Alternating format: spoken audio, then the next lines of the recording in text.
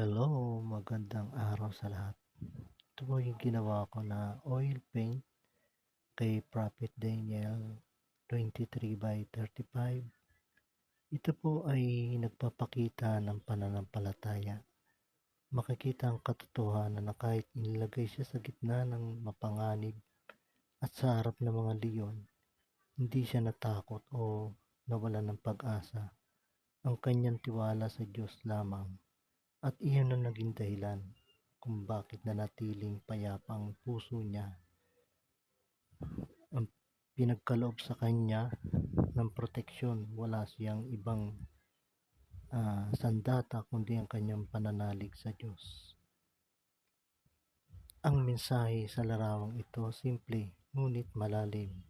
Sa anumang pagsubok o sitwasyong tila walang lunas, ang pananalig lamang sa Diyos ang nagbibigay ng kapayapaan. Kaya sa uli, ang lahat ng karangalan ay ibinabalik sa Kanya. Glory to the living God. Maraming salamat po sa inyong panonood.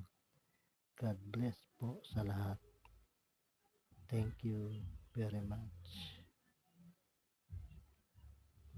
Maraming salamat. Thank you, thank you.